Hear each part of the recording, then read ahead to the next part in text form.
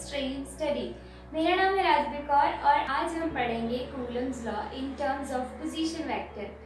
So before starting this topic, make sure you should know about the scalar and vector form of Coulomb's law so that you can easily understand about Coulomb's law in terms of position vector.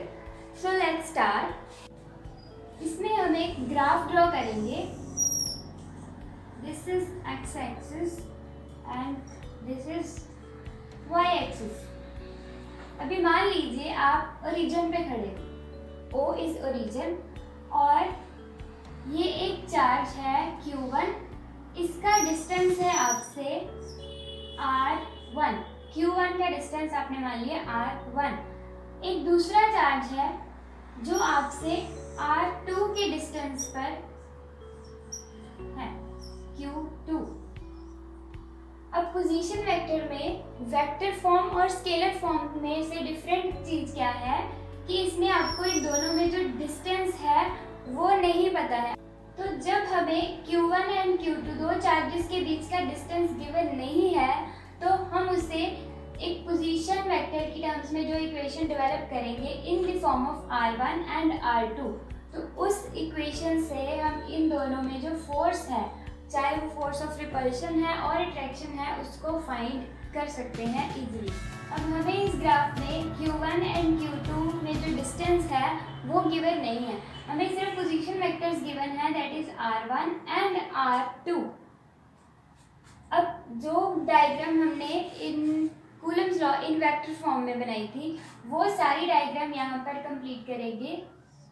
F1 2 1 पर 2 की वजह से जो force लगी, 2 1 2 पर 1 की वजह से जो फोर्स लगी, unit vector R unit vector from 1 to 2, R unit vector from 2 to 1. अब इसमें जो रिजल्टेंट हमारी इक्वेशन होगी उसमें कहीं भी R12 और R21 नहीं होना चाहिए जो Coulomb's law in vector form में ऑलरेडी था. इसमें हमारा जो रिजल्टेंट है वो पोजीशन वेक्टर में होना चाहिए, मींस R1 एंड R2 की फॉर्म में ही होना चाहिए. So let's start the equation. अब जो हमने इक्वेशन इन वेक्टर फॉर्म में की थी वो सारी इक्वेशन एज इट इज हम यहाँ पर लिखेंगे. F12 is equal to 1/4 pi epsilon naught Q1 Q2 upon R square. इसकी डायरेक्शन है R21.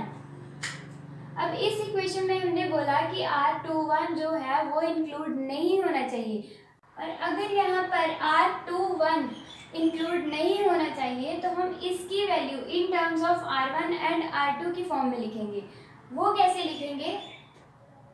यहाँ पर हम R1 की डायरेक्शन एरो बनाएंगे क्योंकि हमेशा पोजीशन वेक्टर जो है वो रीजन से आउटवर्ड की डायरेक्शन में होगा. अब R21 की वैल्यू हम इस ट्रायंगल से फाइंड करेंगे. 11th क्लास में आपने पढ़ा होगा ट्रायंगल ऑफ वेक्टर एडिशन. उसी को यूज करके हम इसमें R21 की वैल्यू फाइंड करेंगे. और अगर आपको triangle of in vector addition नहीं याद तो डोंट वरी, हम फिर से डिस्कस कर लेते हैं. उसमें क्या था ट्रायंगल लॉ में, triangle law in vector addition, उसमें जैसे मान लीजिए ये एक ट्रायंगल है.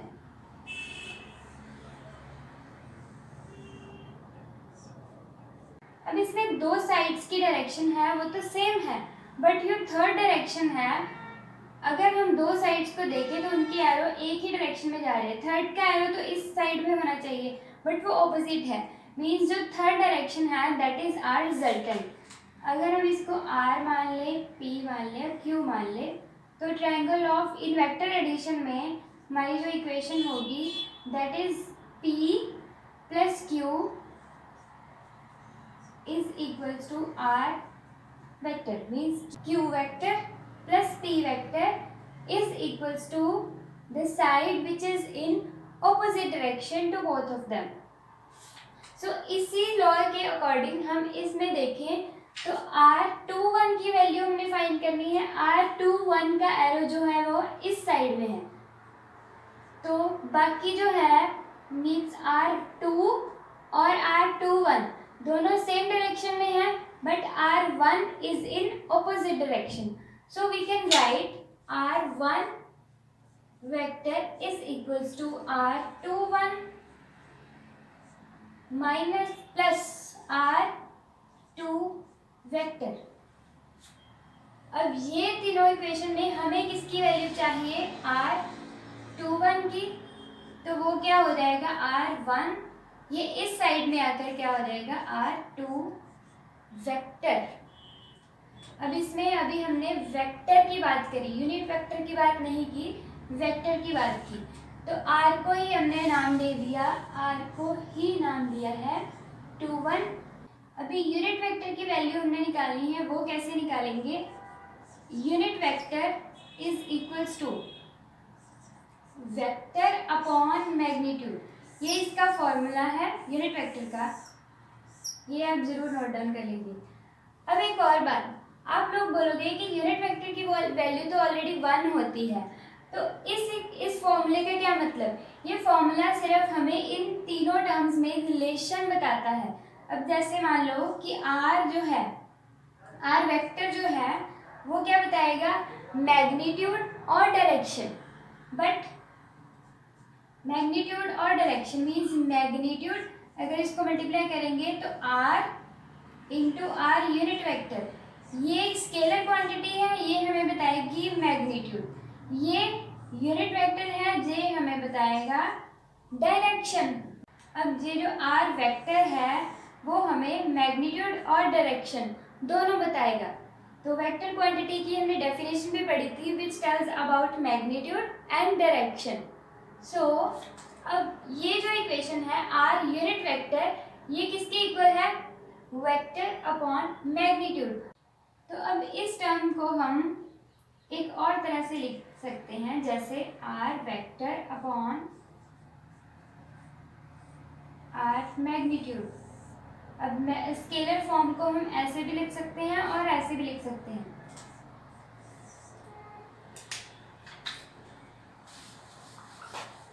तो इस इक्वेशन में हमने नॉर्मल R यूनिट वेक्टर की बात की। अब R21 की वैल्यू हमें चाहिए, तो R21 की value in terms of vector और स्केलर फॉर्म में हम कैसे निकालेंगे? R वेक्टर मीन्स R21 की हमें वैल्यू चाहिए, 21 की वैल्यू क्या है? R1 minus R2। तो स्केलर फॉर्म में हम इसको कैसे लिखेंगे? R1 माइनस 2 का मैग्नीट्यूड। तो इस इक्वेशन को फिल करेंगे हम इन इक्वेशन नंबर, इसको मान लेते हैं A। Put this value in equation A। तो F12 जो है वो हमें वो क्या हो जाएगा? 1/4πε0 Q1 Q2 अपॉन, अभी R जो है वो भी स्केलर फॉर्म में है, मतलब R21 की फॉर्म में हम उसको क्या लिखेंगे? उसको भी हम स्केलर फॉर्म में R1 माइनस R2 लिख सकते हैं इन टर्म्स ऑफ स्केलर फॉर्म। तो R यूनिट वेक्टर की वैल्यू क्या है? उसकी जगह पर हम क्या लिखेंगे? R1 minus R2 vector upon magnitude of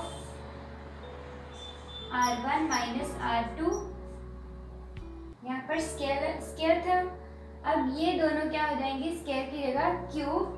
अब मैं यहीं पर लिख देती हूँ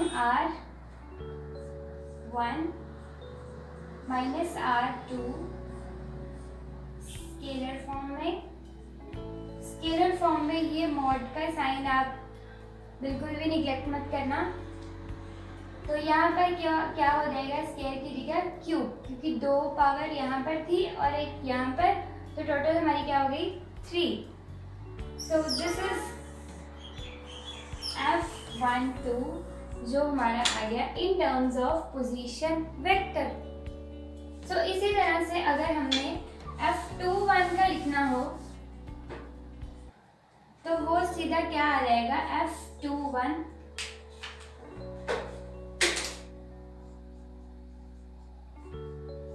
equals to 1/4 pi epsilon not Q1 Q2 upon R2 minus 1 आ जाएगा।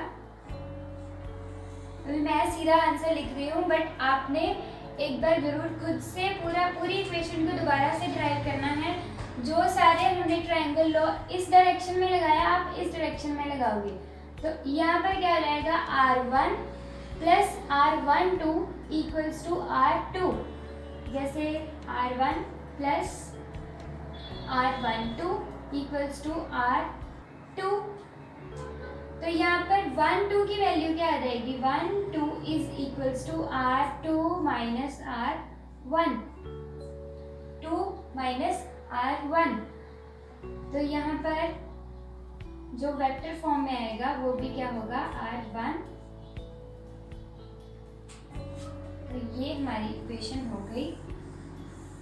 Force on charge 2 by charge 1 in terms of position vectors. That's it. So ये दो इक्वेशंस हमारी जो हो गई वो है Coulomb's law in terms of position vector. So how is the lecture?